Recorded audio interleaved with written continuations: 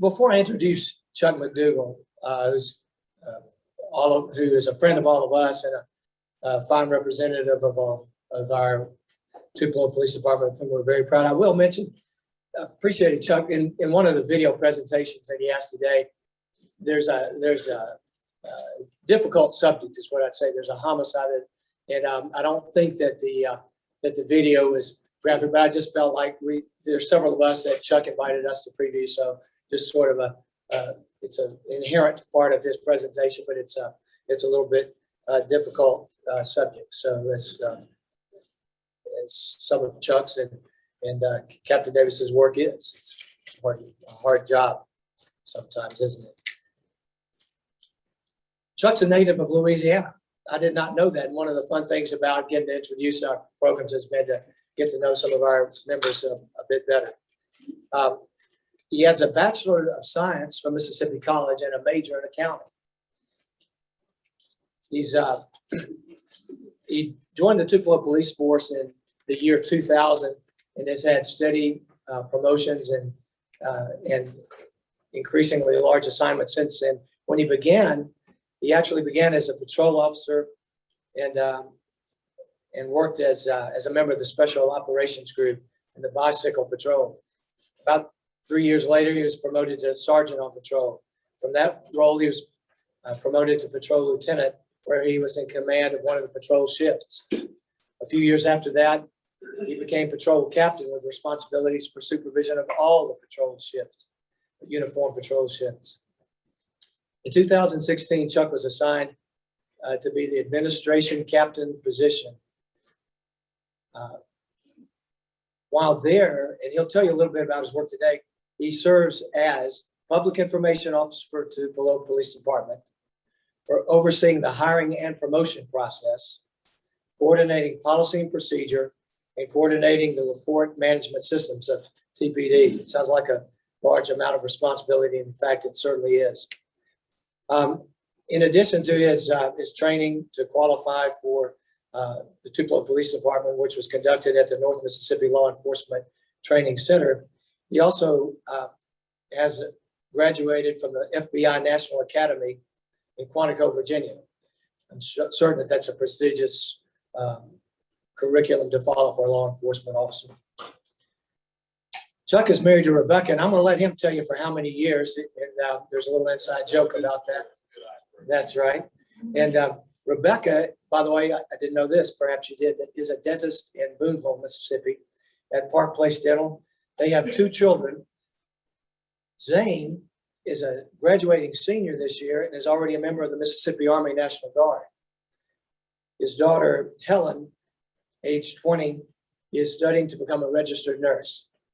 Chuck McDougald, we're very glad that you're here today. Thanks for presenting to us.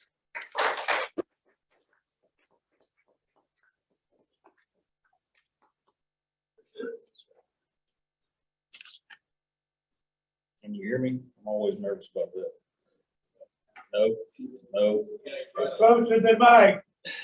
Okay, Roland. Can you hear me? All right. I'm gonna project for just a second. Okay, funny story. Get that out of the way.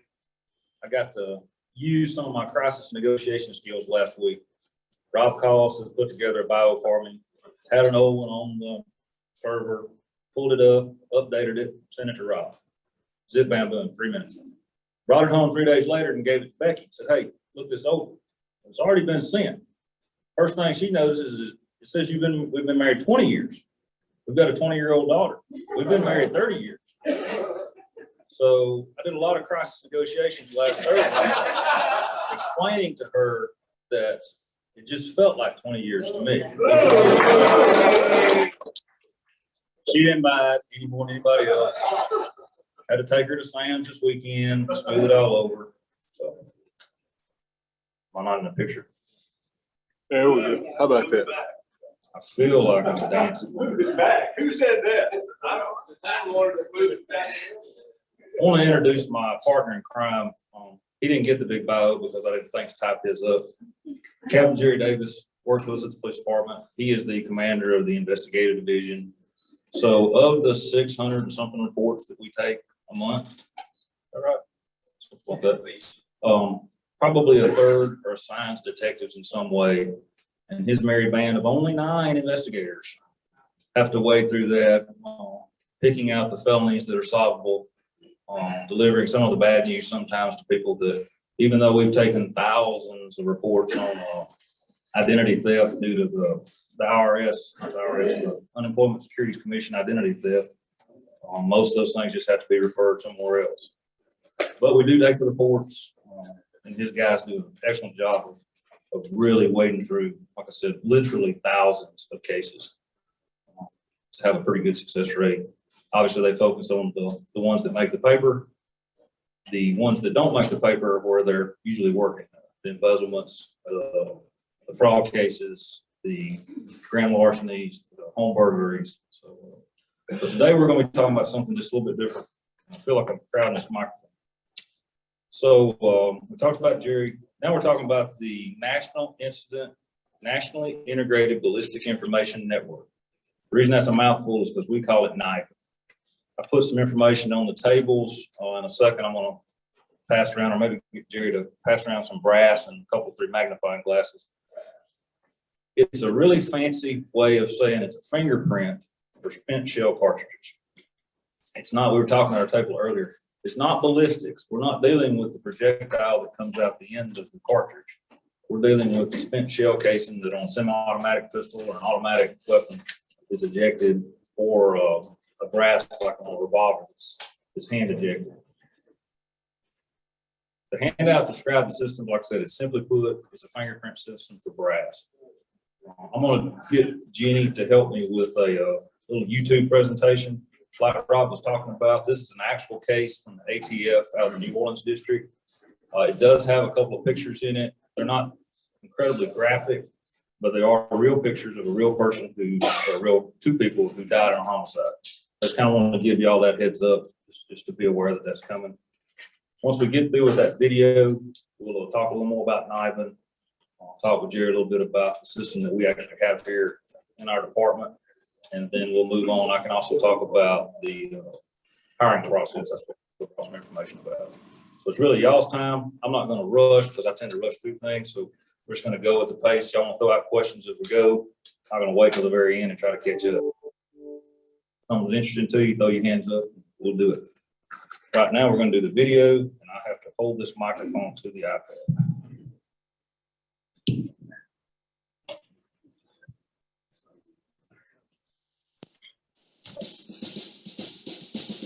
The Big Easy, one of the true great American cities. The area is known for its culture, its music, and its cuisine. The picturesque scenery is anchored by the Mississippi River, sending freighters and commerce up the river to hungry ports waiting for goods to supply much of the South and Midwest.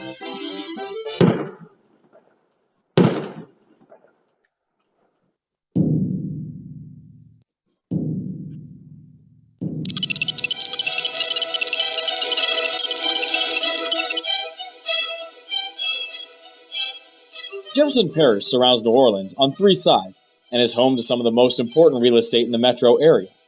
This bustling community was shaken in April of 2009 when the unthinkable occurred.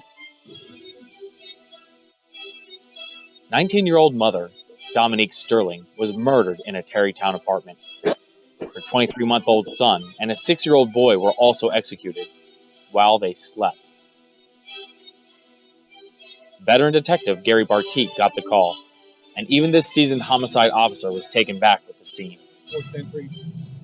As soon as you get in there, you start seeing bodies and ballistic material and blood, everything, carnage. As you progress further into the scene, then you start seeing the little kids. It's just one of those, you never forget the sights. Inside is, a 19-year-old female is dead atop the stairs.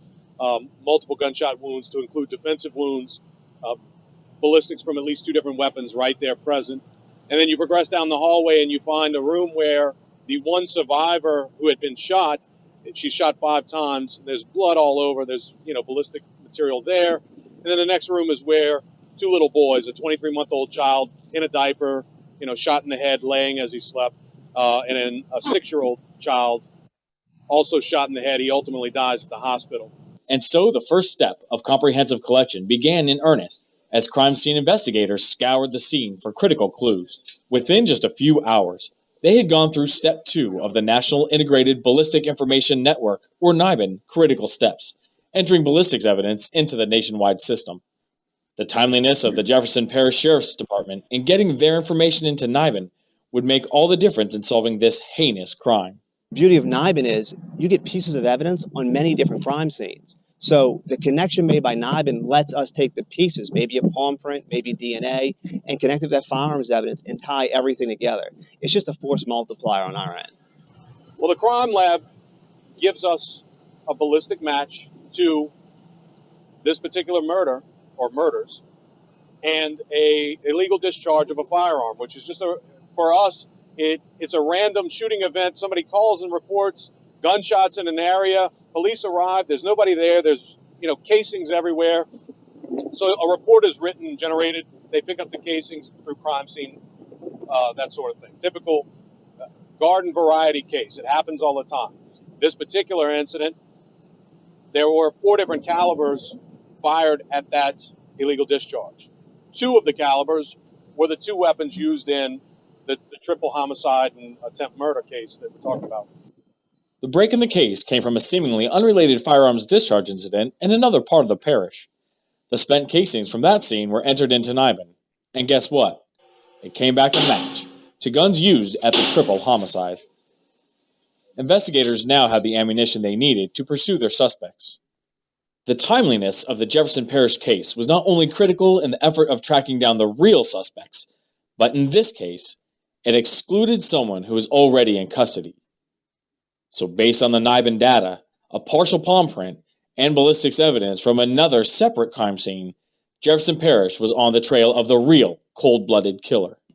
The sooner you can get to the bottom of who's doing the violent crime, and the faster that you can lock them up, the better off everybody is. I mean, 48 hours is, it's a short period of time, but with NIBIN and the technology we have, it's nothing to have a gun traced within 24 hours, but also put into NIBIN and matched.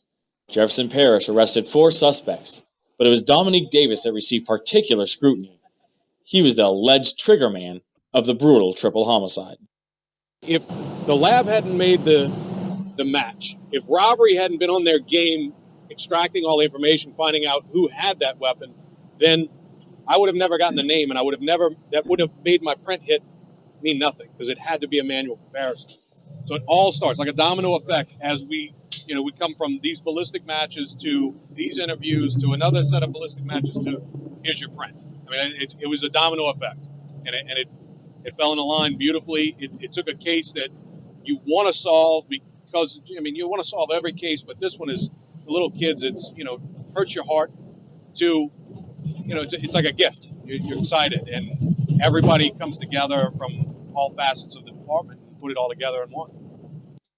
So with NIBIN and some great police work, the Jefferson Parish Sheriff's Office was ready to send their case to the District Attorney's Office for prosecution. Assistant District Attorney Doug Fries took the wheel. In order to be able to successfully prosecute Dominique Davis, for a triple murder where a 19-year-old and 2 young children were killed, we needed not only to rely upon the extremely good police work done on that crime scene and in that follow-up investigation, but it required good police work in 4 other instances as well, 4 other crimes.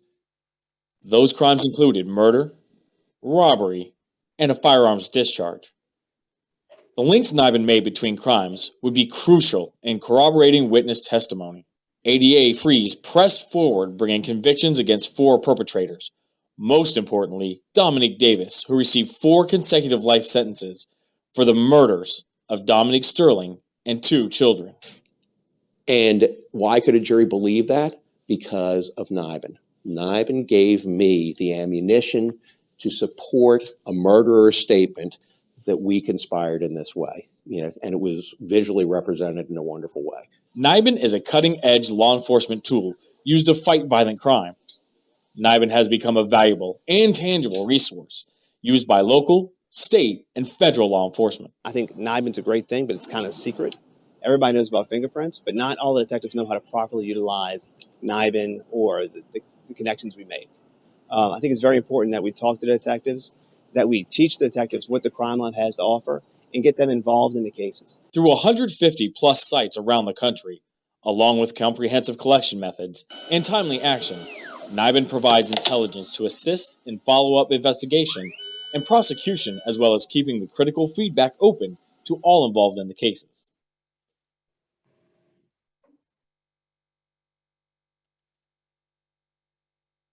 What's this? Could everybody hear that? I'll talk a little bit about how we got that system.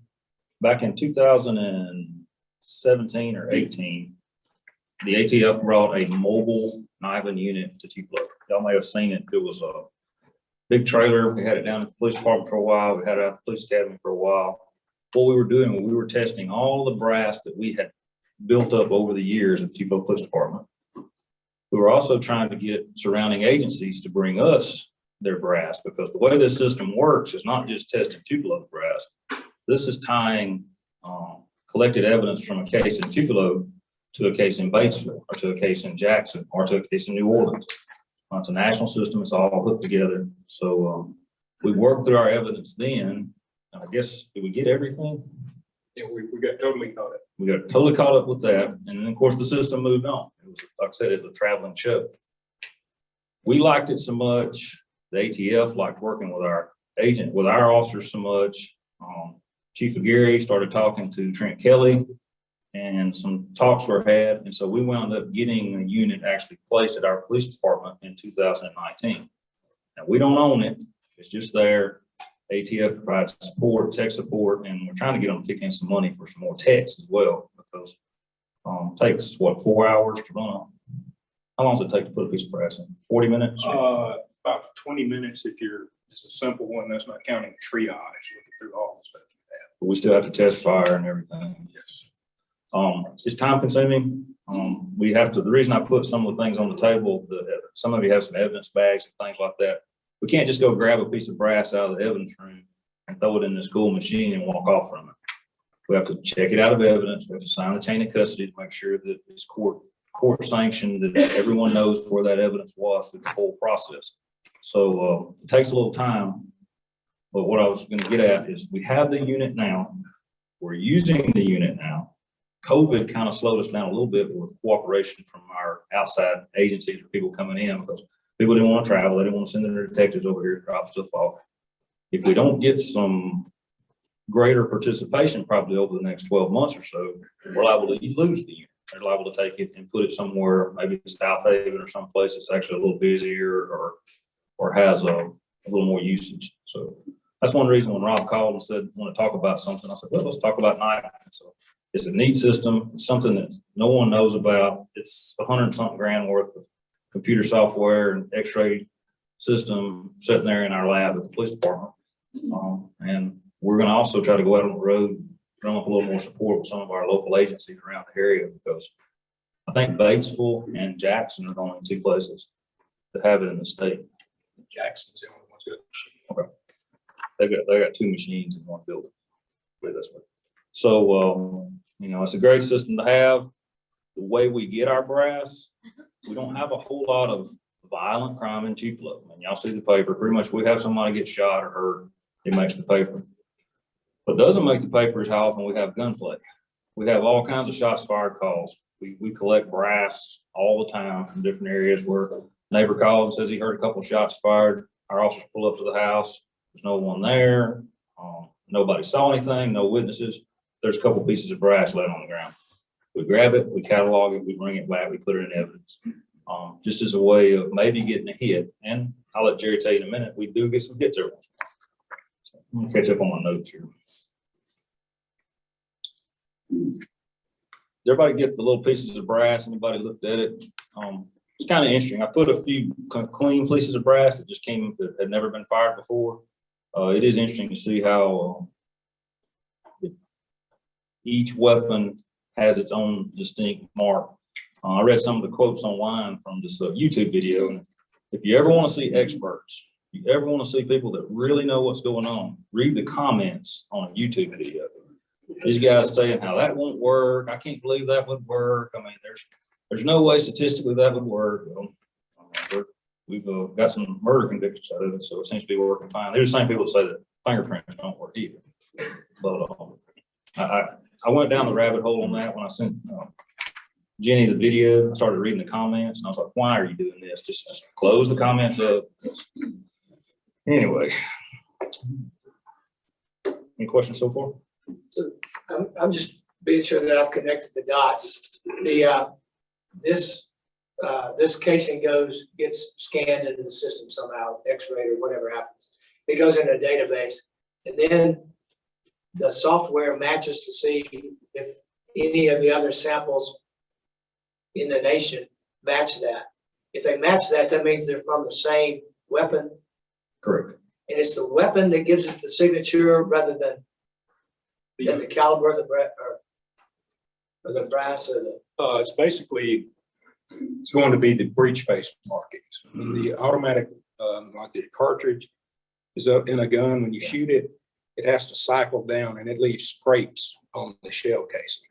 These are very specific. They call it the fingerprint of the gun, and you can match them up. Different guns also have different characteristics. Like, I'm one of the techs. I got trained on how to enter all of this stuff, so I know how I can pick up shell cases. Sometimes you can tell what kind of gun it came out of. A Glock makes a distinctive mark. A High Point makes a distinctive mark. We get these and put this in. It's basically a high-speed microscope and camera that shoots all these pictures, very detailed, very high resolution. And then it's an algorithm that matches up. And it'll get sent to the correlation center, which is going to be in Pearl, where we have people that are highly trained in that. They take these potential matches, look at those, and they have to physically, you saw in the video, somebody looking at two images up there and superimposing them. That's the second part of the system. It's got to have a person, a trained person, to match them up and say, yes, this is it. So the computer system though gives it a maybe, these are a match? It'll give you you got 10 maybes here, and they have to go in and weed through those. Right now, I think there's only 2 people in the state that does that, and they're both in Pearl. That's part of the second part of the system, the brass match system. What we're trained to do as far as entering as a clerk is basically we're following a checklist. We've got to orient it in a certain way. We've got to fill out all the paperwork, and we've got to scan it. We've got to verify that the computer did what it was supposed to do. Then it goes to them. There's one that do the hard work. Yes, sir. How do you connect the gun to the person that you?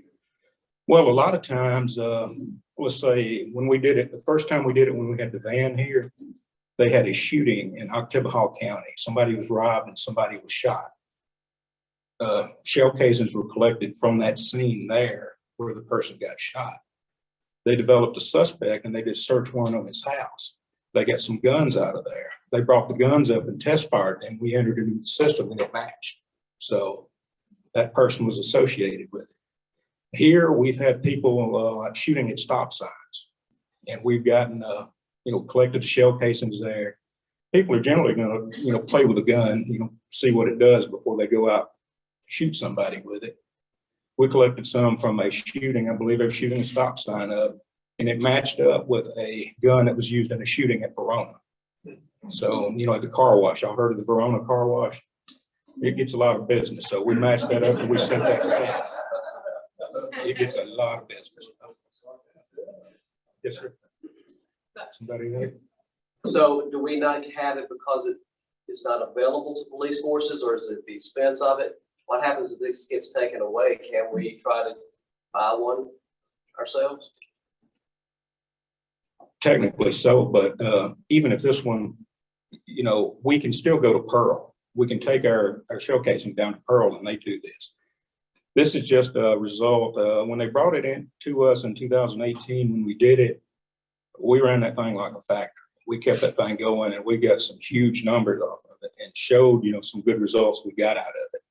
So therefore reached out and finally got us one. First you got to get it in, you got to get it set up. It takes a special line. And it's just a matter of, keeping it rolling, keeping the numbers up. Some of the techs that we had trained up are since gone. So, we're trying to look at that. We're also looking at, maybe ATL provide us with a dedicated tech just to do this. We're looking at a lot of options, but, if they take it away, we're not totally cut off from it. It's just very convenient to have it here where we could do it, because that way we don't have to drive all the way down to Pearl if we've got something rushed. It's just much more of a convenience thing. I might want to talk about too, participation. If it's here, we can get participation from local areas. Yeah.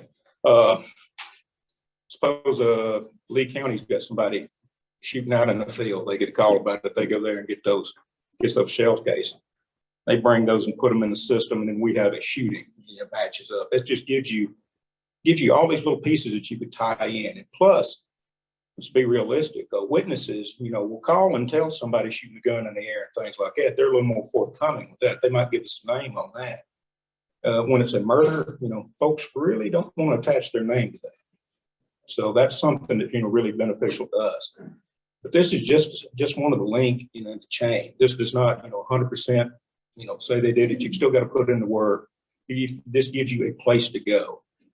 Like the example you had up here, that was just an unsolved murder until they got this name attached to it. So it helps you. It's a tool that you can use in your investigation. Yes. What about gun registration? You supposed to have enough of that? No, well, this cannot even be used for anything like that. It brings up Second Amendment questions. It can only be used on weapons and a crime. You cannot, like guns that you're going to buy, you cannot, demand a sample from that. Manufacturers can't provide. Even the police department, guns, when we're doing the gun trade-in, things like that, we're not supposed to be doing that for that. It's supposed to be a separate thing, just totally for guns that have been used in a crime. We went through that. That question was the first question right off the bat when they came to town. Because we just recognized that was going to be an issue and got some clarification from ATF right off the bat. Don't cross those two worlds, because that would defeat the whole purpose of what the system's about. So glad you asked that one, because that one gets a lot of people thinking the wrong thing. It's not going out. Like Jerry said, hey, I'm gonna go buy a pistol from Ernie. I want to take Ernie's pistol and run it through the system and make sure it's not tied to something. There's no way it works like that. The same question I asked. You might explain just for the folks on Zoom what that question was. Okay. They might not have heard it. Hey, you Zoomites. The question was that is there any kind of gun registration thing where a civilian owned or legally owned weapon would be tested? And that is not the case. Matter of fact, there's specific criteria that does not happen. Wait a minute. Have you had any links to any outside jurisdictions, like what's the furthest jurisdiction you've had? I believe the furthest jurisdiction we had was Verona at the time. This came off the batch that we ran through in 2000. Now we've had a couple of hits came in over the last couple of weeks, but I didn't look at those. So I don't know what that links to. You just understand where we're located with Verona, so that's automatically gives us a good bit of bleed over between the two. I'm trying to think, and we've tied some unknown shootings we had. We traced them back and linked them to somebody that we had arrested for possession of a weapon by felon, took them federally, and they were using that as an enhancement on their sentence. So it was beneficial there. They get you. Yes, sir. Just to kind of change the subject a second. I see where Chief has announced his retirement in June. What is the chain of command, the management of the Tupelo Police Department at this time? I can't.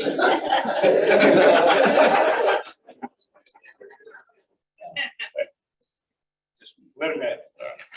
Yeah, the Chief Gary says he's leaving June-ish. So of course we have a 2 deputy chief set up right now. We have a chief, we have 2 deputy chiefs, Deputy Chief Hill and Deputy Chief Clayton. And then below them we have 4 or 5 captains, which I'm one of the captains. Captain Davis is one of them. Captain Dotson, Captain Bell, Captain Sanford, and then we have a street crimes unit that's ran by a lieutenant who should probably function as a captain. So you got a chief, 2 deputy chiefs, and then it filters down to all us little units. How big's the force, Chuck? Let's put a pin in that because we're gonna, if we got them, is everybody through with knifing? If you got any more questions about guns, bullets? I put some stuff on the table. Y'all want to talk about hiring and the police department real quick? So Rob, I'm glad you asked. We're slated to have 115 sworn officers. That's what the city council has authorized us to have.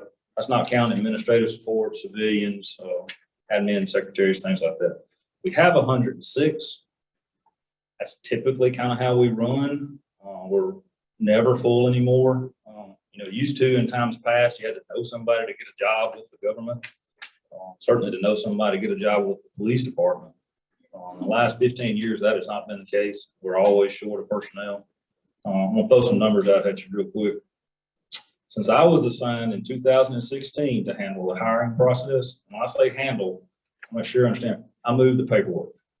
The process is a process that's actually court mandated, city council's on board with it, the mayor's on board with it. But I'll help manage that process. I'll tell you a little bit about that in a second. But since I've been helping to manage the process, we've offered 62 people jobs. Remember now, we have 115 sworn officers. We've offered 62 people jobs. 43 of them are still with us since 2016. So that tells you that attrition is not only in y'all's businesses, it's massive in our businesses too. The fact that, I see articles in the paper, my brother can't get anybody to work in the grocery stores, my wife can't find people to work in the dental office. We're having trouble finding people to work in law enforcement too. So it's just a part of the nature of the business nationwide. Tupelo is actually in a great position compared to a lot of my friends who I talk to across the country as far as being able to get qualified applicants. Lots of places are 50% down, not only 10 down. So put a few more numbers at you. Let's say 62 people. We've got 43 of those that are still with us. Variety issues for losses. Retirement is a big deal. State retirement is 25 years. A lot of these men and women, they get 27, 28 years in, and that's enough. That's a lifetime. That's enough for them, and they move on. Somebody at my table was talking about MHP. Anytime the troopers have a class, we lose 2 or 3 people. We lost 3 people this year. Guys wanting to move on down and be state troopers. We lose people because of terminations. We have a high standard at Tupelo Police Department. Can't put it in the paper. We're always talking about it's personnel matter. No, how many times do I say no comment, personnel matter, no comment, personnel matter? Chief McGarry just took a real stern line. If someone's messing up, he wants them gone. So, and that's what the citizens expect as well. So we do that. Yes, sir. Does Tupelo Police use the video cameras? How extensively is that in use in Tupelo? Body cams, yeah, extensively in use. Car cameras and body cameras both.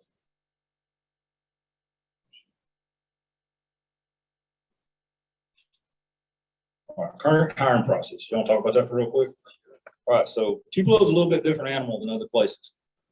In the state of Mississippi, you got to be 21 years old, have a good record, which means no criminal record, and a high school diploma or GED, and you can get a basic law enforcement certificate if you go through the proper training. City of Tupelo years ago decided that we wanted to require a little more. So we require 60 hours of college or 2 years in the military or to already be certified from another agency. Now we've tweaked that lately. If someone goes to our academy, maybe doesn't have the college, doesn't have the law enforcement, but they send themselves through the police department and they graduate from out there, send themselves through the academy, then we'll look at hiring them on as well. And then the final kind of special criteria for Tupelo is that we do have a reserve officer program, which is a part-time certified. It's like what Lynn Blanton's involved in. People that are in that program for a couple of years, if they don't have the college or they don't have the military, then we can look at interviewing them. So that's the first hurdle, I guess I would say, is getting someone who meets those qualifications. So for Tupelo, 21 years old, good record, 60 hours of college, or 2 years of military, or a few of those other exceptions I was telling you about. The next big hurdle is the PT test. Everyone that becomes a police officer has to go to a 12-week basic police academy. And when they graduate that police academy, they have to score 70% or better on the Mississippi State standards. Tupelo requires that before we even hire someone, we want to see them score that 70%. We don't want to spend our time and effort, resources, sending on someone to a police academy who's not ready to pass 70%. If you'll look at the little brochures I put out on the tables, there's some graphs in there. It's weighted by age and sex. I'm certainly no picture of health, and I can do my 70%. So it's not a bridge too far. Now, it's harder as you're younger. If you're 22 years old, it's a little bit of a challenge. But we feel pretty good about having those requirements in there to make them make that 70% before they actually go to the police academy. We also feel like that at the end of the day, we have less fails if they've had to pass that before they actually get down there. So I was looking at some numbers a while ago. Less than 25 of the applicants that come across my desk actually show up and or pass the PT test. So we lose 3/4 of the applicants at the PT test. Of that, only 15% of the applicants that cross my desk actually get an offer from the police department. So it's a process, and we don't want the screen to be so tight that we can't get good people. But at the same time, we do want it to be such that the citizens of Tupelo get the people that they deserve. So that's kind of the way I look at it anyway. Here's another interesting thing that this isn't from statistics. This is from Chuck's desk. About 1/2 of the new officers that we hire will quit within 5 years. And that's backed up by national statistics as well. Approximately 50% attrition rate in line police officers after 5 years. Why is that, Chuck? Host of things. I mean, some people will say pay, some people will say stress, some people will say family issues. It's just everything. But it is what it is. But you said that's with new officers, people who've never done the job before, right? Correct. And you can tell it, we can tell it whenever we hire some people. I mean, they'll be young and naive and bright-faced. Oh, this is going to be great. And you take them out to their first bad domestic violence case, and you can see the look in their eye, and you're like, nah, they're not going to be here. They're going to leave. I'm about to get to hook. I see. Go ahead. Related to that, how do the police officers in our area feel about the community? How supportive is our community? Are they supportive? And is there anything we can do to increase our show of support to our police officers? I'm going to give the old, this is Chuck's opinion. Okay. Chuck's opinion, Tupelo is a great place. I mean, 90% of the people in the police department in the city support local law enforcement. They support us. They bring us cookies. They bring us cakes. They send letters.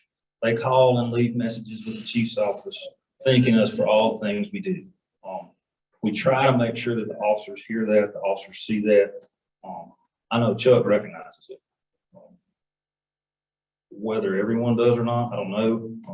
Kind of like a cop's kind of like a soldier. It's their right to fuss and cry and whine. But I would think at the end of the, if they're honest with themselves, they recognize that Tupelo is a very, very special place. We have citizens that support us. If that answers your question.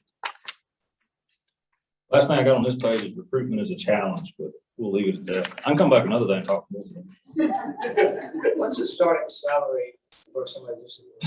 Okay, Tupelo, we're kind of right there in the bell curve. We started a new officer off at $40,000 a year. Jackson PD, $26,000 a year. Down on the coast, 38. Go up to Memphis, South Haven, DeSoto County, Olive Branch, 55. So we're kind of in the bell curve there. One of the reasons is that if you go to South Haven, Olive Branch, DeSoto County, they have way more turnover than we have. And they also have tremendous call volume. We've got a huge call volume, compared to Pontotoc, or compared to Verona, or compared to Fulton.